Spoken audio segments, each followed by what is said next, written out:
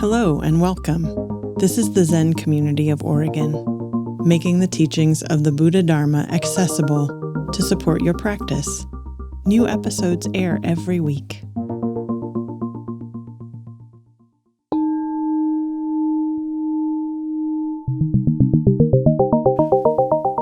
This has been a very, very busy time in Great Vow. Last weekend, we had the end of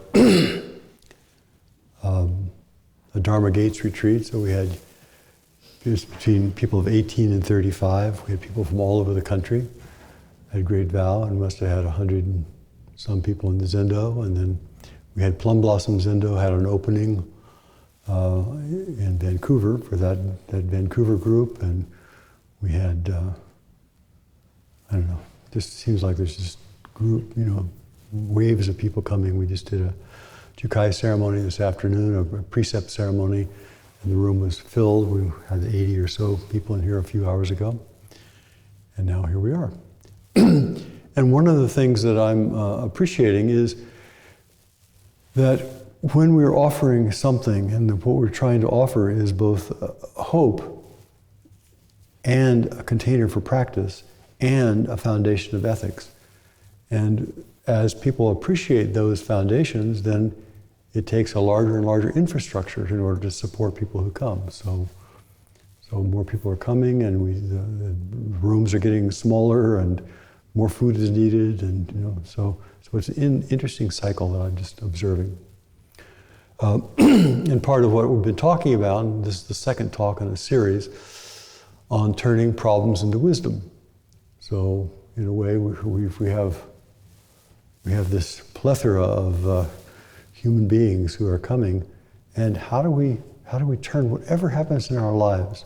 If the people come, we turn that into wisdom. If people go, we turn that into wisdom. How do we turn that? That's the theme for this talk, theme for this next couple of talks. And the foundation for turning problems into wisdom, foundation is hope.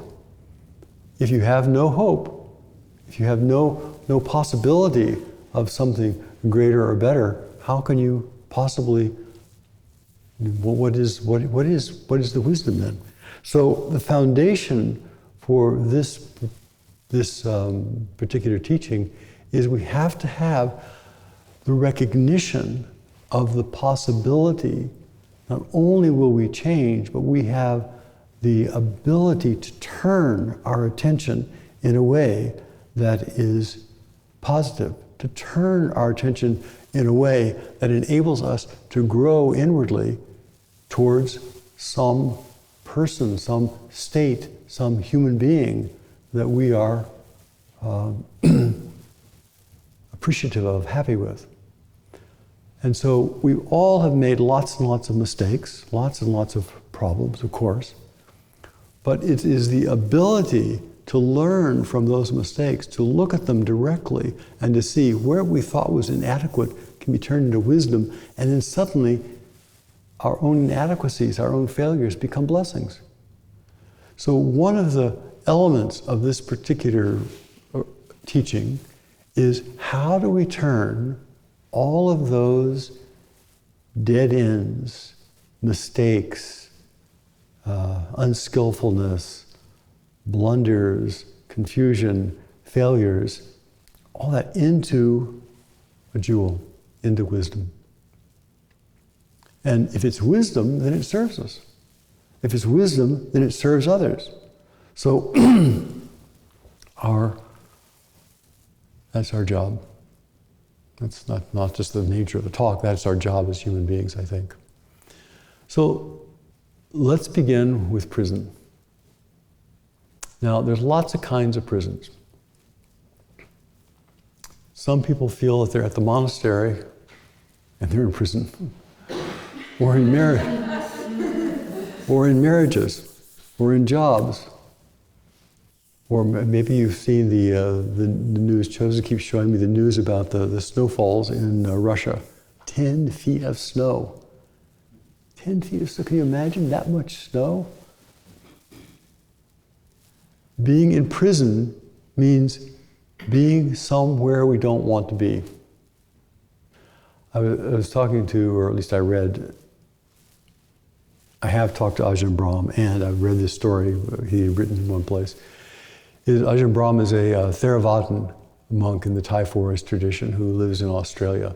And they have a very rigorous monastic program. I mean, we have a great vow, a very lightweight one, but they get up at 3 in the morning and they sleep on the ground, and they eat 1 meal a day, and they have this schedule, very demanding schedule all day long.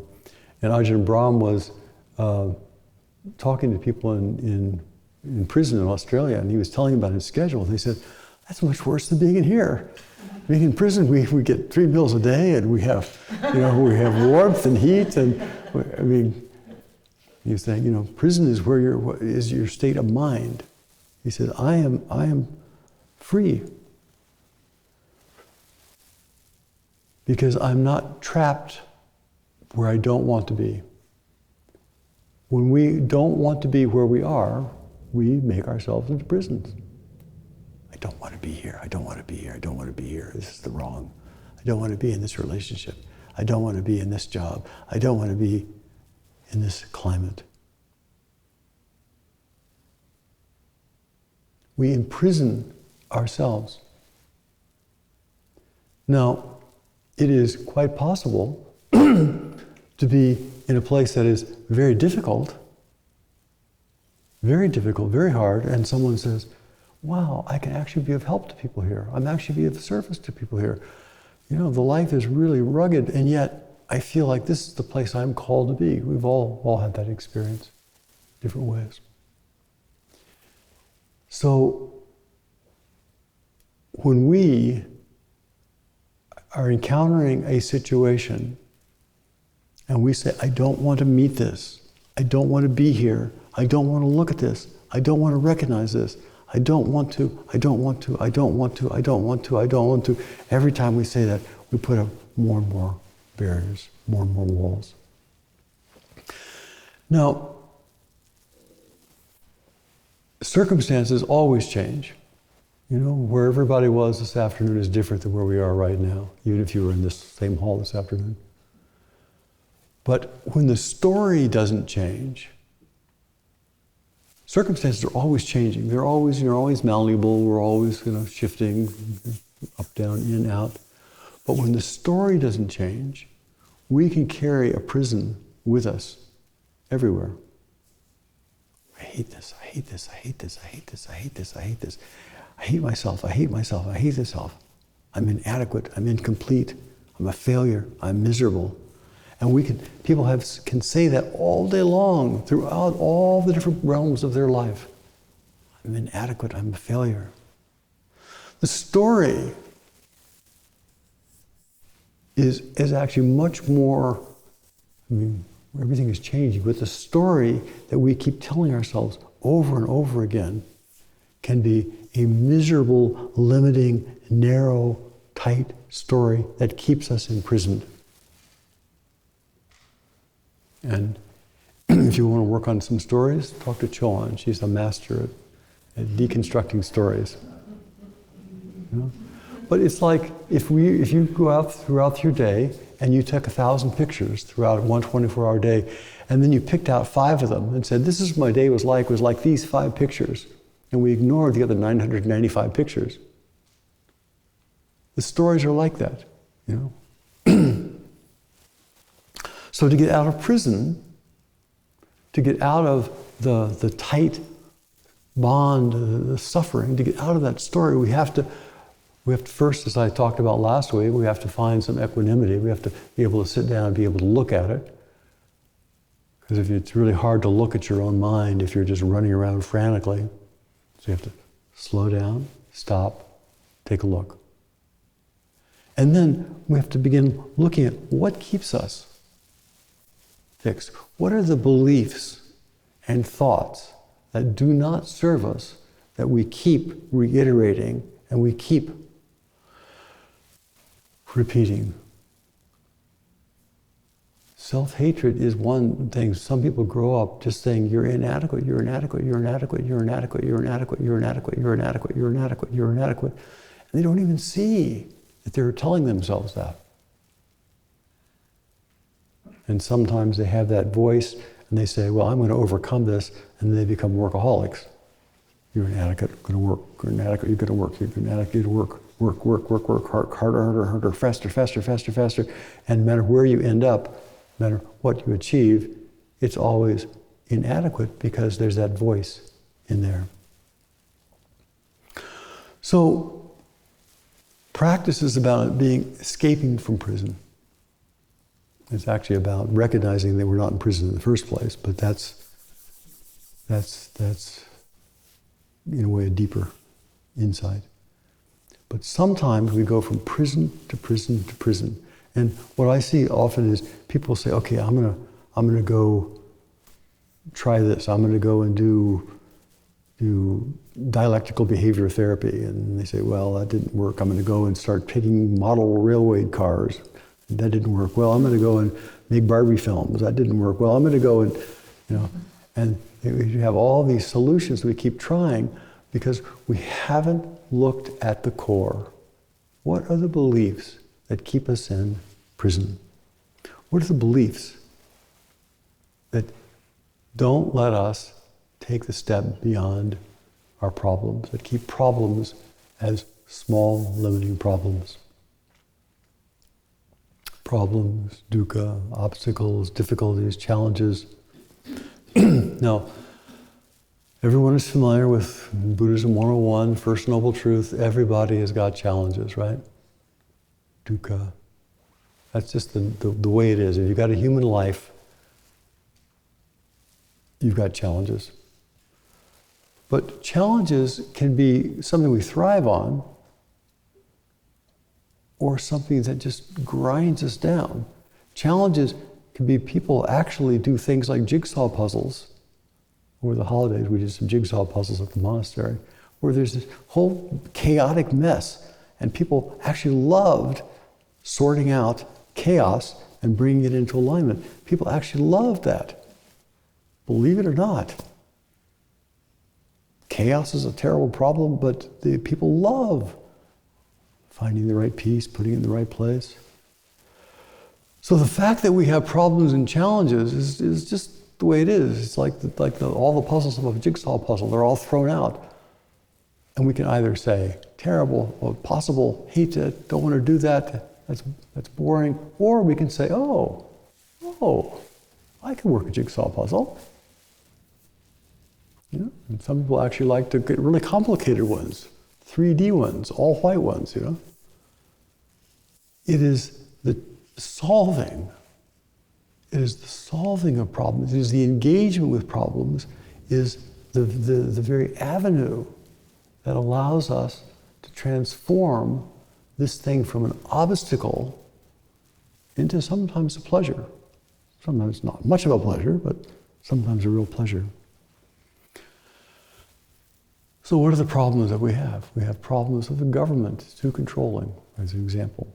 Now, I heard a very interesting thing from somebody or other, and they were saying that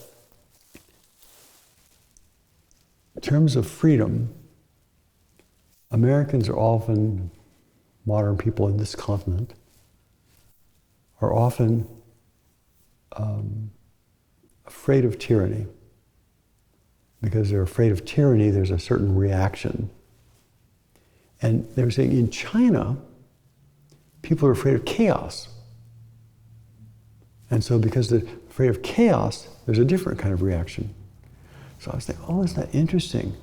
It's not as though one culture is better than another, but if you have a fear of chaos, everything just falling apart and there being warlords everywhere and guns everywhere, then you want structure. You can even want a fascist government as long as it has some predictability. On the other hand, if you feel like you've got a fascist government and everything is rigid and controlled and it's killing people, then you want more freedom. It all depends on our state of mind. All depends on our state of mind. So it might be that we are getting old and sick. It might be that we're in unpleasant situations. It might be that our environment is really difficult. How do we sit down, look directly at the beliefs? and then enable us to have a freer response. We will respond to our lives. There's no doubt we will respond one way or the other to our lives. That's incumbent upon being human beings. You will respond. But if our responses are all predicated upon our old conditioning of I'm in prison, I'm in prison, I'm in prison, our responses tend to go around and around the same old circle. We keep doing the same thing in a different situation, as I mentioned, the same problem. But when we sit down, we look directly, we recognize the beliefs under there, we then can have a creative and potentially a dynamic response to the chaos, dynamic response to the situation, to the problems.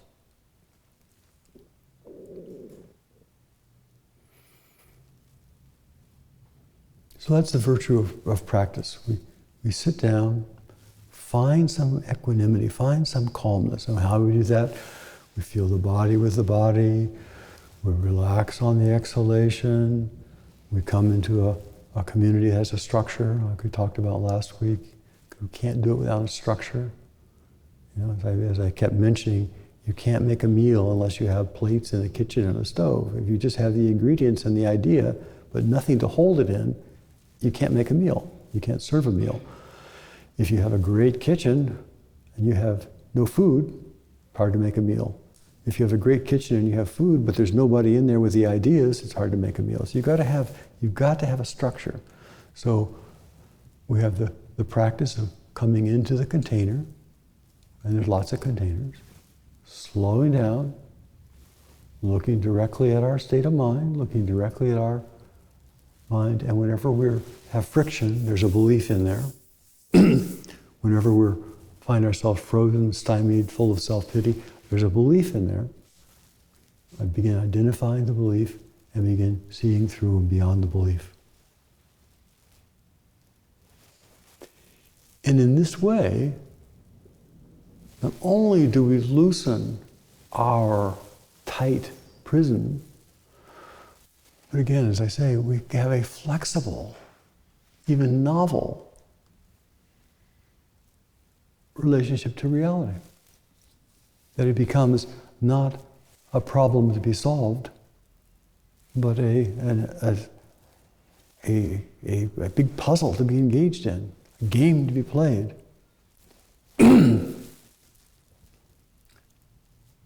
So this is the next principle here. So we do meditation, sit down, clear, calm mind. Now, I think I mentioned last week also, one of the elements of turning problems into wisdom is to decide, is this really my problem? Did I talk about that last week? Yeah. Okay, if it's not my problem and I'm busy trying to solve it, good luck. So is it your problem to solve the enormous refugee problem, or to solve the wars, or to solve the mental illness, to solve the shortage of food shortages in the Congo or Chad or wherever? It may be. It may be. So it's really important to know, what is my responsibility? What is mine? Homelessness is a vast problem, and there are people who it is their calling. They need to deal with this particular challenge. But most of us don't. There are people who the blight of banana trees is their problem. But most of it is not. So identifying which is our problem and letting go of the rest is also one of the ways that we can transform things into wisdom. We let go of what's not important. And something important for all of us.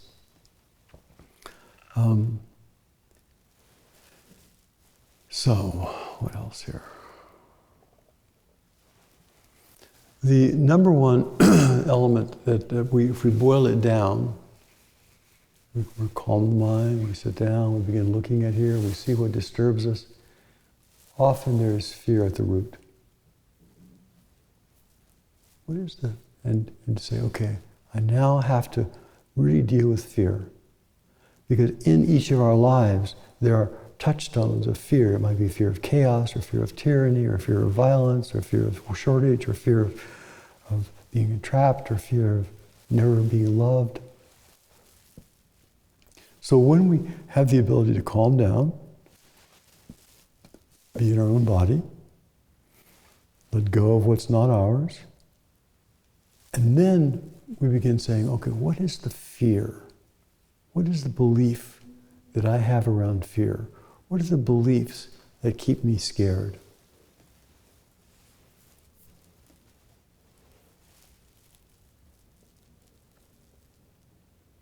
Sometimes we need to deal with things externally.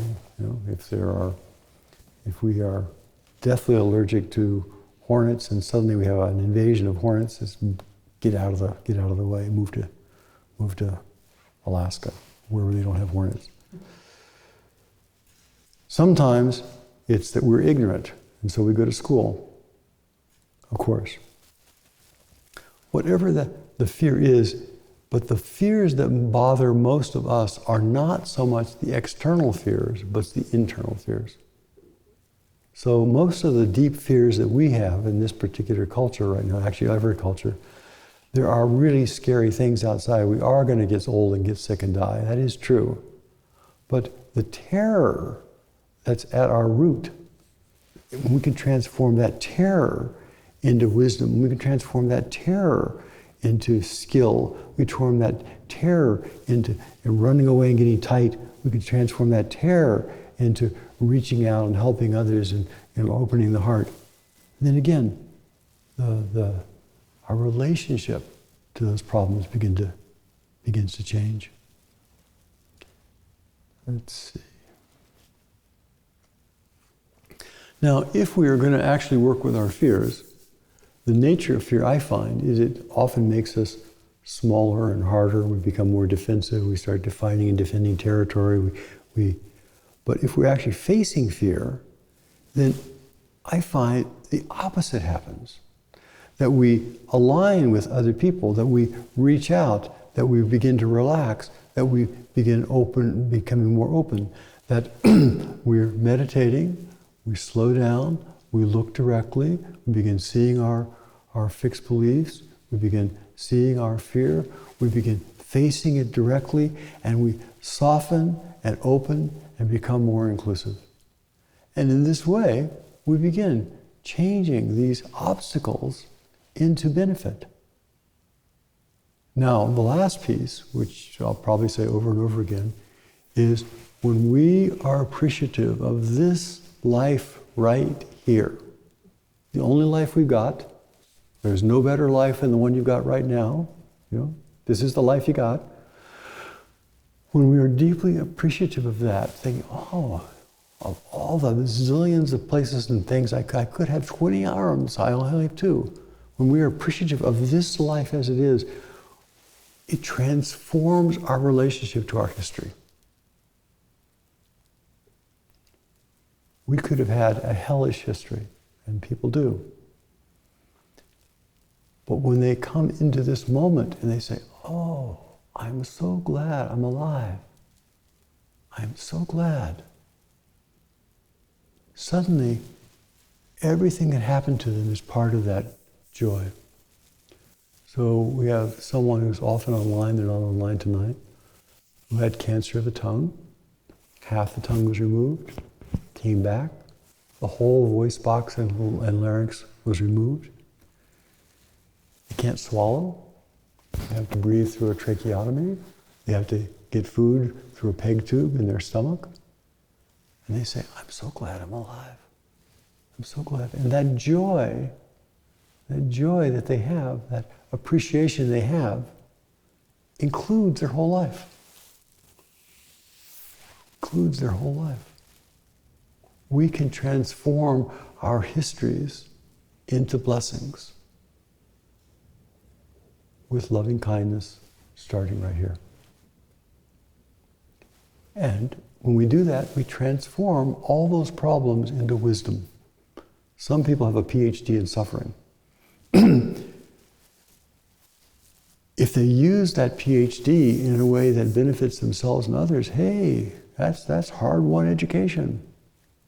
You know? So please have hope. Liberation is possible. You need a practice. You need a place. You need to have the techniques and the tools, and that kind of ongoing investigation, which is based in part on deep appreciation of this life, the only one you got. It'll be gone like that.